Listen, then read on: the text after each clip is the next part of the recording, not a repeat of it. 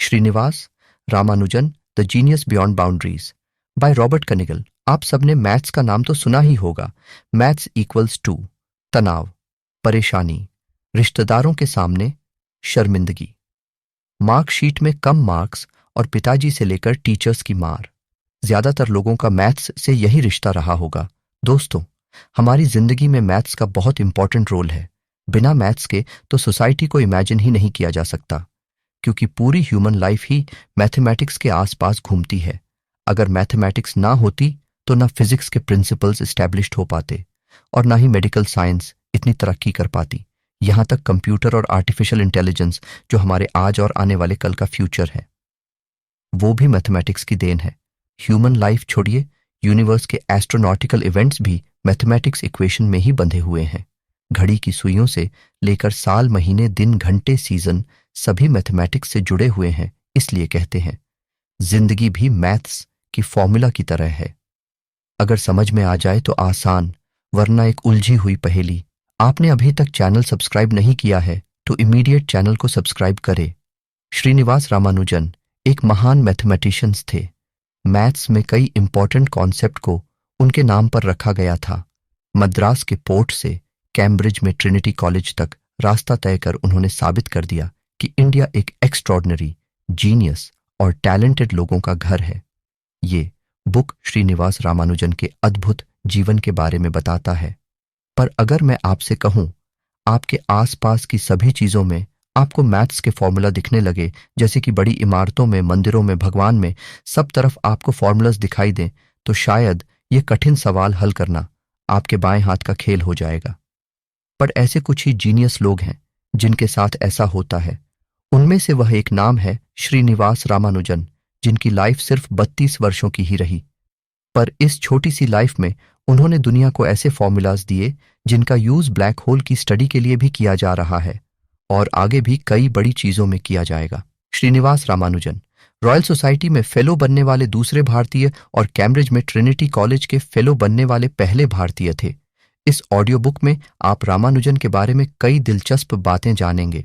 श्रीनिवास रामानुजन का जन्म 22 दिसंबर 1887 में एक ब्राह्मण परिवार में हुआ था, जिसे घर के लोग प्यार से रामू कहकर भी बुलाते हैं। उनके पिता श्रीनिवास एक साड़ी की दुकान में क्लर्क थे। उनकी माँ कोमल तामल हाउसवाइफ थी और पास के एक मंदिर में गाया करती थीं। रामानुजन साउथ इंडिया के कुंभकोणम गांव में पले बढ़े थे। रामानुजन का जन्म ही ऐसे वक्त में हुआ जहां पूरा हिंदुस्तान अपनी एग्जिबिटर्स के लिए लड़ रहा था। 1887 में एक तरफ अंग्रेज और दूसरी तरफ हिंदुस्तान की जनता। यह लड़ाई सिर्फ हथियारों की नहीं थी, बल्कि गरीबी की भी थी। रामू बहुत ही कम एज में चेचक यानी स्मॉल पॉक्स का शिकार हो जाते हैं। बहुत बीमार होने के बाद मौत एकदम दहलीज पर थी। उसके बाद भी रामानुजन बच जाते हैं। रामानुजन एक बहुत ही जिद्दी और इमोशनल बच्चे थे। अगर कुछ भी उनके हिसाब से न मिले तो वह तांडव कर देते। वह हर कोशिश करते थे जिससे वह चीज उनकी हो जाए। एक बार जब वो बहुत छोटे और नासमझ थे तो उन्होंने मंदिर के प्रसाद के अलावा कुछ भी खाने से मना कर दिया था। अगर उन्हें मनचाहा खाना नहीं मिलता तो वो जमीन पर मिट्टी में लौटने लग जाते थे और रोने लगते, जिसे देख उनकी मां का दिल हमेशा पिघल जाता और वह मान जाती। इनका घर कावेरी नदी के पास था, जो यहाँ के लोगों के जीने का सहारा था और यहाँ के लोग घर चलाने के लिए धोबी का काम भी करते। हर सुबह कपड़े पटक कर धोते, जिसकी आवाज उनके सुबह उठने का अलार्म था। ये रिदम सुनते सुनते रामू बड़े हुए। समय के साथ ये म्यूजिक उनके अंदर बस गया। वह इंट्रोवर्ट किस्म के इंसान थे, लेकिन हर बात को गौर से देखते और उसके बारे में सोचने लगते। रामानुजन को अकेले रहना पसंद था। जहां दूसरे बच्चे बाहर खेलने के लिए मौका मिलते ही तुरंत भाग जाते, वहीं रामानुजन को घर पर समय बिताना अच्छा लगता था। इसलिए उनके दोस्त बने पेड़ पौधे और नदियां, जिधर वह स्कूल के बाद खेलने जाते थे। पेड़ से जब फल नदी में गिरता तो वह भी उसके पीछे कूद जाते। उन्हें बारिश का मौसम सबसे ज्यादा अच्छा लगता था। पेड़ के नीचे बैठना, और जब तक बारिश नहीं खत्म होती थी वह वहीं बैठे रहते। उन्हें स्पोर्ट्स में कोई रुचि नहीं थी। शायद यही कारण था कि वो थोड़े मोटे थे। वो अपनी मां से अक्सर कहते कि अगर किसी दिन उनका किसी बच्चे से झगड़ा हो गया तो उन्हें लड़ने की जरूरत ही नहीं पड़ेगी। वो बस उस पर बैठ जाएंगे और उसका काम तमाम हो जाएगा। पर इनके अकेले रहने के काफी रीजंस थे। 1900 के आसपास स्मॉल पॉक्स एक बड़ी बीमारी बन गई थी जिसने लोगों के घर उजाड़ दिए। लगभग 4000 लोग इसका शिकार बने। रामू जब तक 10 साल के हुए तो 15,000 लोग मारे गए। लगभग 10 में से 4 छोटे बच्चे 1 साल के होते ही मारे जाते और उनके परिवारों को हमेशा के लिए खामोशी की दलदल में छोड़ जाते थे। खुद रामू के परिवार में उनका ही छोटा भाई जिसका नाम सदगोपाल था, जब पैदा हुआ तो घर में खुशियों की किलकारियां लाया और रामू को भी एक दोस्त मिल गया। पर 3 महीने के अंदर ही उनका भाई दुनिया छोड़कर चला गया। रामू तब सिर्फ 1.5 साल के थे। इतनी सी उम्र में यह पहला सदमा उन्हें लगा और जब 4 साल के हुए तो ऐसे ही उनकी छोटी बहन भी पैदा होने के कुछ ही महीनों में चल बसी। छोटी सी उम्र में वह यादें एक निशान छोड़ गई, उनके मन में भी और उनके चेहरे पर भी, क्योंकि रामू भी स्मॉल पॉक्स जैसी बीमारी से बचे थे और अब चेहरे के निशान उनके साथ जिंदगी भर रहने वाले थे, क्योंकि वह बहुत चुप रहते, किसी से कुछ भी नहीं कहते। उन्हें इतना शांत देखकर उनकी मां चिंता में पड़ गई और रामू के फादर को इसके बारे में बताया। उनके फादर रामू को अपने दोस्त के पास लेकर गए।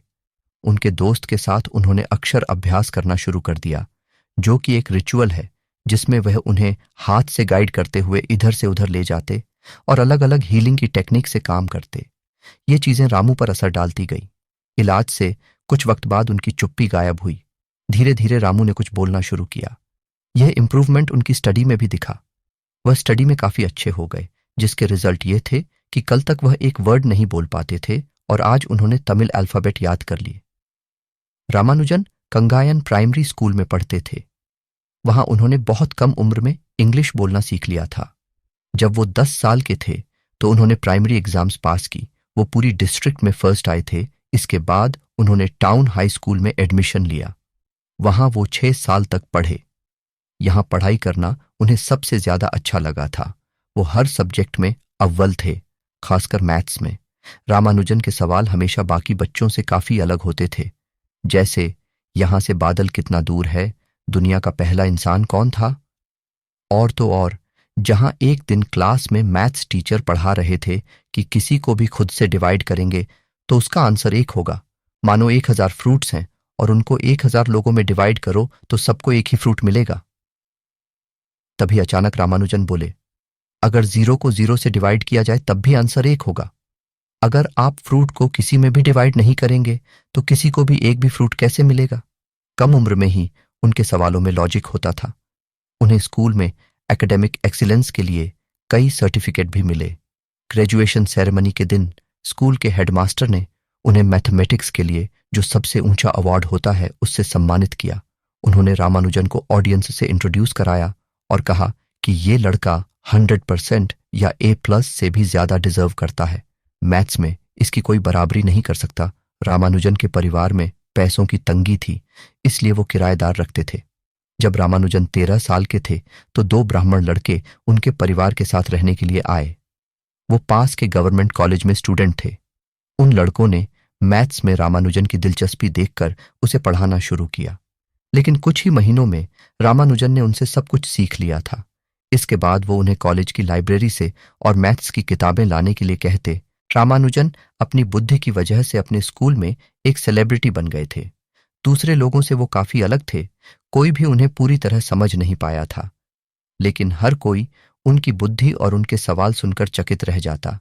सबके मन में उनके लिए बहुत सम्मान था। एक बार उन लड़कों ने रामानुजन को ट्राइगोनोमेट्री की एक एडवांस बुक दी। सिर्फ 13 साल की उम्र में ही उन्होंने ट्राइगोनोमेट्री में मास्टरी हासिल कर ली थी। उन्होंने क्यूबिक इक्वेशन और इन्फिनिट सीरीज के कॉम्प्लेक्स कॉन्सेप्ट को भी सीख लिया था। उन्हें पाई और ई के न्यूमेरिकल वैल्यू में बड़ी दिलचस्पी थी। फिर वह अपना सारा टाइम मैथ को देने लगे। रामानुजन हाई स्कूल में एक ऑलराउंडर थे। उन्हें गवर्नमेंट कॉलेज में स्कॉलरशिप मिली थी, लेकिन मैथ्स में उनकी रुचि इतनी ज्यादा हो गई थी कि वो दूसरे सब्जेक्ट को नजरअंदाज करने लगे। उन्हें इंग्लिश, फिजियोलॉजी, ग्रीक या रोमन हिस्ट्री पढ़ने में बिल्कुल इंटरेस्ट नहीं था। और हुआ यूं कि मैथ के जीनियस बाकी सभी सब्जेक्ट्स में फेल हो गए। परिवार के हालात हमेशा से कुछ अच्छे नहीं थे और रामानुजन के बार बार और सब्जेक्ट्स में फेल होने पर यह चीजें घर में बम की तरह गिर रही थीं। उनके इस रवैये के कारण उन्होंने स्कॉलरशिप भी खो दी थी, क्योंकि मैथ्स के अलावा दूसरे सब्जेक्ट्स में उनके नंबर बहुत खराब थे। उन्होंने कुछ समय तक स्कूल जाने की कोशिश भी की, लेकिन वहां प्रेशर बहुत ज्यादा था। 1 साल बाद उन्होंने फिर से पचायप्पा कॉलेज में फर्स्ट आर्ट्स या FA डिग्री के लिए एडमिशन लिया। उनके नए मैथ्स टीचर ने जब उनकी नोटबुक देखी तो चकित हो गए। जिस प्रॉब्लम को उनके टीचर 12 स्टेप्स में सॉल्व करते, उसे रामानुजन 3 स्टेप्स में ही सॉल्व कर देते थे। अगर रामानुजन किसी प्रॉब्लम को सॉल्व नहीं कर पाते तो वो उसे प्रोफेसर को सॉल्व करने दे देते थे। लेकिन आश्चर्य की बात तो ये थी कि जो सवाल रामानुजन सॉल्व नहीं कर पाते, उसे उनके प्रोफेसर तक सॉल्व नहीं कर पाते थे। गवर्नमेंट कॉलेज में भी यही सिलसिला कायम रहा। सभी जानते थे कि रामानुजन मैथ्स के जीनियस थे। वो 3 घंटे के मैथ्स के एग्जाम को सिर्फ 30 मिनट में पूरा कर देते थे। रामानुजन FA के एग्जाम में फेल हो गए थे। उन्होंने अगले साल दोबारा कोशिश की, लेकिन वो फिर फेल हो गए। सभी टीचर्स भी जानते थे कि वह एक जीनियस है, पर इंडियन एजुकेशन सिस्टम में अगर आप सारे सब्जेक्ट्स में पास नहीं है तो आप आगे क्लास में नहीं जा सकते। फिर उन्हें अपना स्कूल छोड़ना पड़ा। फिर उन्होंने कुछ स्टूडेंट्स को मैथ्स में ट्यूशन देने की कोशिश की, लेकिन किताबों में दिए गए स्टेप्स से वो कभी सहमत ही नहीं हुए। रामानुजन उसे अपने तरीके से सोल्व करते। 20 साल की उम्र में ना उनके पास कोई जॉब थी, ना कोई डिग्री और ना लाइफ में कोई डायरेक्शन। वो अपना ज्यादातर समय घर की छत पर बैठे मैथ्स के प्रॉब्लम सोल्व करते हुए बिताते थे। उनके पास से ना जाने कितने लोग गुजर जाते, लेकिन वो बस अपने इक्वेशन और थ्योरम की दुनिया में मग्न रहते। लगभग 1903 की बात है, जब निराश रामू के घर एक कॉलेज स्टूडेंट किराए पर रहने आया। उसने रामू को GS कार की synopsis of pure mathematics book दी, जिसमें मैथ्स की दुनिया के 500 सवाल और थियोरीज लिखी थी। उस वक्त यह बुक कोई खास बुक नहीं थी, पर आगे चलकर रामू ने इसको वर्ल्ड फेमस कर दिया। हमें यह सुनने में जितना आसान लग रहा है, असल में उतना है नहीं। रामू सारा टाइम अब इस किताब के साथ बिताते। उनकी सवालों से जंग जारी रहती और पेपर खत्म होने पर चौक की हेल्प से मंदिर की जमीन पर लिखते। एक सवाल पर घंटों बैठे रहते। वह एक सवाल को बार बार करते रहते, जिसका फायदा आज हम सबको मिला। जैसे क्यूबिक इक्वेशंस को कैसे सॉल्व करना है, इसे सॉल्व करने के फॉर्मूलाज इसी समय में लिखे और यही नोट्स आगे जाकर European journal of learning societies में पब्लिश्ड हुए। अपने फाइनेंशियल प्रेशर, जिसके चलते वह घर से भागकर विशाखापत्तनम चले गए और अपना काम जारी रखा, पर उन्होंने वहां पर जियोमेट्रिक सीरीज पर काम शुरू कर दिया था। फिर 1906 में वापस लौट आए। इसके बाद मद्रास यूनिवर्सिटी में जाने का गोल बना लिया, पर बिन बुलाए मेहमान आ गया, जिसे हम बुखार कहते हैं। उसने उनका ऐसा साथ दिया कि वह मैथ को छोड़कर फिर से सभी सब्जेक्ट्स में फेल हो गए। इसका मतलब यह हुआ कि वह मद्रास यूनिवर्सिटी में कभी एंटर नहीं हुए। टाइम टेस्टेड इंडियन साइकोथेरेपी एक ऐसा हथियार है जो इंडियन पेरेंट्स सदियों से इस्तेमाल करते आ रहे हैं।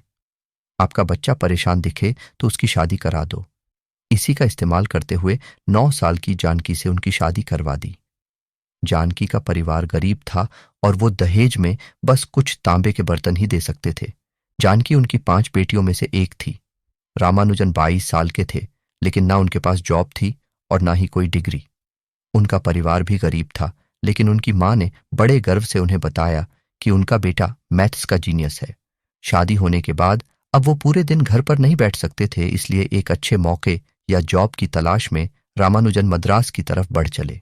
पर उनकी बड़ी मुश्किल ये थी कि उनके पास कोई भी डिग्री नहीं है और अपना टैलेंट दिखाने के लिए उनके पास सॉल्व किए हुए आंसर की नोटबुक ही है, जो लोगों के लिए उस वक्त तक कागज के टुकड़े थे।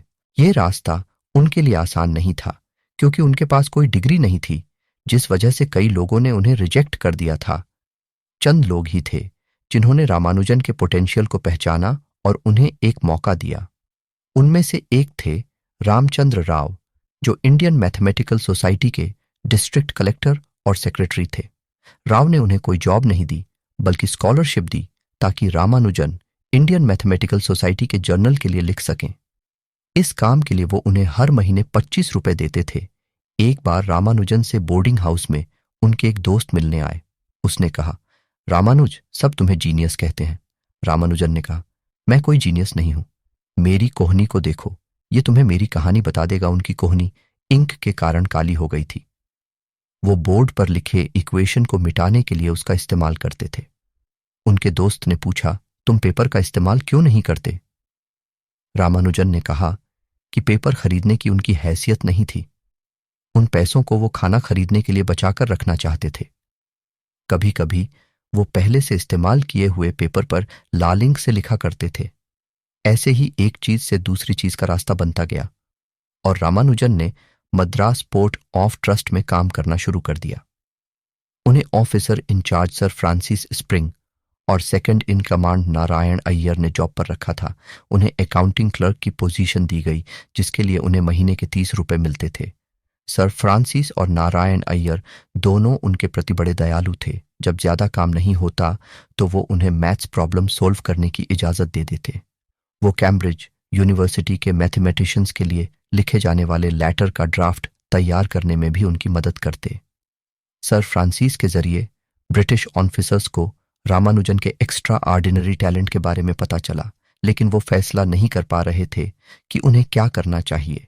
उनमें से कुछ को लगता था कि रामानुजन पागल थे। उनमें से कुछ ने सलाह दी कि अगर भारत में रामानुजन को कोई नहीं समझता तो उन्हें कैम्ब्रिज में बेहतर सपोर्ट और ट्रेनिंग मिल सकती है। रामानुजन ने कैम्ब्रिज में अपने काम के सैंपल के साथ लेटर भेजे। वहां के 2 मैथमेटिशियंस ने उन्हें रिजेक्ट कर दिया। सिर्फ एक ने हाँ कहा। उनका नाम G.H. हार्डी था। इस लेटर के साथ उन्होंने अपना लिखा हुआ 50 थ्योरम भी भेजा। पहली बार जब हार्डी ने रामानुजन के लेटर को पढ़ा तो उन्हें लगा ये कोई शरारत थी। उन्हें पहले भी ऐसे कई लेटर मिल चुके थे जिनमें किसी ने दावा किया था कि वो मैथ्स का मुश्किल से मुश्किल प्रॉब्लम भी सोल्व कर सकता था, लेकिन हार्डी रामानुजन के लेटर को दिमाग से नहीं निकाल पा रहे थे। उन्होंने कभी भी रामानुजन के बनाए हुए थ्योरम जैसा कुछ नहीं देखा था, यहां तक कि उन्होंने कभी इसकी कल्पना भी नहीं की थी। ये लेटर उन्हें पूरे दिन परेशान करता रहा, इसलिए उन्होंने अपने सबसे अच्छे दोस्त जॉन लिटिलवुड को उसे दिखाने का फैसला किया। उस रात 3 घंटे तक वो दोनों रामानुजन के थ्योरम को पढ़ते रहे। हार्डी को एहसास हुआ कि ये अब तक का सबसे कमाल का लेटर था, जिसने उन्हें सोचने पर मजबूर किया था। उन्होंने कहा कि रामानुजन के थ्योरम ने उनकी बोलती बंद कर दी थी। हार्डी के अनुसार उन थ्योरम्स पर कोई एक नजर डालकर बता सकता था कि उन्हें लिखने वाला एक जीनियस मैथमेटिशियन था, जो एक्स्ट्रा ऑर्डिनरी और बिल्कुल ओरिजिनल था। हार्डी को यह यकीन हो गया था कि रामानुजन कोई धोखेबाज नहीं थे, क्योंकि किसी आम आदमी का ऐसे थ्योरम को इमेजिन कर पाना भी इम्पॉसिबल था। हार्डी ने ट्रिनिटी कॉलेज में अपने सभी साथियों को रामानुजन का लेटर दिखाया। उन्होंने लंदन में इंडियन ऑफिस को भी एक लेटर लिखा कि उनकी इच्छा थी कि रामानुजन को कैम्ब्रिज बुलाया जाए। रामानुजन के पास अब भी कोई डिग्री नहीं थी, लेकिन मद्रास यूनिवर्सिटी के चांसलर ने उनके लिए रूल्स में थोड़े बदलाव किए। उन्होंने उन्हें प्रेसिडेंसी कॉलेज में रिसर्च स्कॉलरशिप ऑफर की। इसके लिए उन्हें महीने के 75 रुपए दिए गए। E.H. नेविल मद्रास में लेक्चर देने वाले थे, लेकिन हार्डी ने उन्हें एक और मिशन दिया, जो ये था कि वो किसी भी तरह रामानुजन को इंग्लैंड आने के लिए राजी करें। हार्डी खुद एक नामी ग्रामी मैथमेटिशियन थे। वो रॉयल सोसाइटी के फेलो भी थे। सिर्फ उनकी बदौलत रामानुजन को एक परमानेंट जॉब दी गई, जिस वजह से वो अपने परिवार को सपोर्ट कर पा रहे थे। मार्च 1914 में वो हार्डी से मिलने के लिए निकल पड़े। जब रामू विदेश जाने लगे तो उन्होंने जानकी को अलविदा कहने आने से मना कर दिया और कहा, तुम गुम कोशंत यानी अपने घर चली जाओ, क्योंकि अगर वह आएंगी तो रामू जा नहीं पाएंगे। जानकी ने बिना किसी नाराजगी के रामानुजन की बात मान ली। एक बार ऐसा भी हुआ जब रामानुजन ने विदेश से जानकी के लिए सोने के जेवर भेजने को कहा, तो जानकी ने उसका जवाब दिया, मुझे सोने की जरूरत नहीं है। आज मैथमेटिक्स आपके नाम का सितारा पूरी वर्ल्ड में चमके, यही मेरा सोना होगा। कई सालों तक रामू का इंतजार करती रहीं। उनके लेटर्स भी उन्हें नहीं मिल पाते, क्योंकि रामू की मां वह लेटर उन तक जाने ही नहीं देती थी। लेकिन जानकी एक खुददार लेडी थी। अपने पति रामानुजन की डेथ के बाद उन्होंने अपना परिवार कपड़े सिलकर चलाया, पर वह अकेली हो गई थी। रामानुजन बहुत अट्रैक्टिव नहीं थे और ब्रिटिश इंडिया के इस टिप टॉप क्लास के वर्ल्ड में वो एक आम से ब्राह्मण परिवार से आए थे, जिनके हेयर स्टाइल भी उनके ट्रेडिशन के हिसाब से था। यह रामू की मेहनत का ही नतीजा था जो उन्हें ऊंचाइयों पर लेकर गया था। रामानुजन का कहना था कि सोते समय महालक्ष्मी उनके साथ बैठती थी और उन्हें मैथ्स के फॉर्मूले को सॉल्व करना सिखाती थी। सपने में उन्हें महालक्ष्मी का हाथ दिखाई पड़ता था, जिससे वह मैथ से रिलेटेड कुछ लिखती थी। आपको बता दें कि नाम गिरी या नमक्कल महालक्ष्मी का ही नाम है। रामानुजन डेली महालक्ष्मी की पूजा करते थे। नमक्कल महालक्ष्मी रामानुजन की फैमिली की इष्ट देवी थी। हालांकि कोच और साइंटिस्ट का कहना है कि ऐसे लोगों को इंटीग्रेटिव जीनियस कहते हैं, जिन्हें खुद नहीं पता उनका दिमाग कैसे काम करता है, पर उन्हें उनकी फील्ड के आंसर मिल जाते हैं। जरा सोचिए, जिसे कल तक डिग्री ना होने की वजह से कोई नौकरी नहीं दे रहा था, लेकिन आज उनके लिए नियम बदलकर बिना डिग्री उन्हें कैम्ब्रिज यूनिवर्सिटी में बुलाया गया था। इसलिए यदि आपके पास टैलेंट है और आपने सच में मेहनत की है तो वह कभी वेस्ट नहीं जाता, बस आपको लगे रहना है। रामानुजन के आसपास की दुनिया बदल गई। अब वह धोती नहीं, सूट पहना करते, पर सूट के नीचे वे इंडियन चप्पल डालते। वो कहते कि जूते उनके पैरों को तकलीफ देते हैं। रामानुजन जब कैम्ब्रिज गए तो स्प्रिंग का मौसम था। उस प्यारे मौसम में कई खूबसूरत फूल खिलते हैं। उन्हें कैंपस में रहने की जगह दी गई। उन्होंने हार्डी और लिटिलवुड के साथ काम करना शुरू कर दिया। रामानुजन ने कहा कि वो दोनों उनके प्रति बहुत दयालु और मददगार थे। रामानुजन ने पिछले 10 सालों में लिखे लगभग 3000 थ्योरम हार्डी और लिटिलवुड को दिखाए। हार्डी ने कहा कि उनमें से कुछ गलत थे, कुछ पहले से ही कई मैथमेटिशियंस ने खोज लिए थे, लेकिन उनमें से 2/3 एक्स्ट्राऑर्डिनरी थे, जो किसी को भी आश्चर्यचकित कर सकते थे। रामानुजन के साथ कुछ महीने काम करने के बाद हार्डी और लिटिलवुड को लगा कि अभी तो उन्होंने रामानुजन के पोटेंशियल की बस एक झलक देखी थी। वो तो एक समंदर की तरह थे, जिसमें बहुत ज्ञान भरा हुआ था। हार्डी ने तो यहां तक कहा कि उन्होंने आज तक रामानुजन के स्किल जैसा मैथमेटिशियन नहीं देखा था, और उनकी तुलना सिर्फ यूलर और जैकोबी जैसे जीनियस और डिगाजों से की जा सकती थी। धीरे धीरे उनकी लाइफ में ऐसा हुआ जो पहले कभी नहीं हुआ था, जिसकी वजह से वह हमेशा नकारे जाते थे।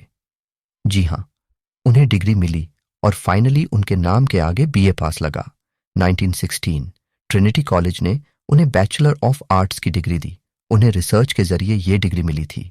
ये उन्हें हाईली कंपोजिट नंबर्स पर लिखे उनके पेपर के लिए दिया गया था। फाइनली उन्होंने बाकी स्टूडेंट्स के साथ ग्रेजुएशन फोटो के लिए पोज किया।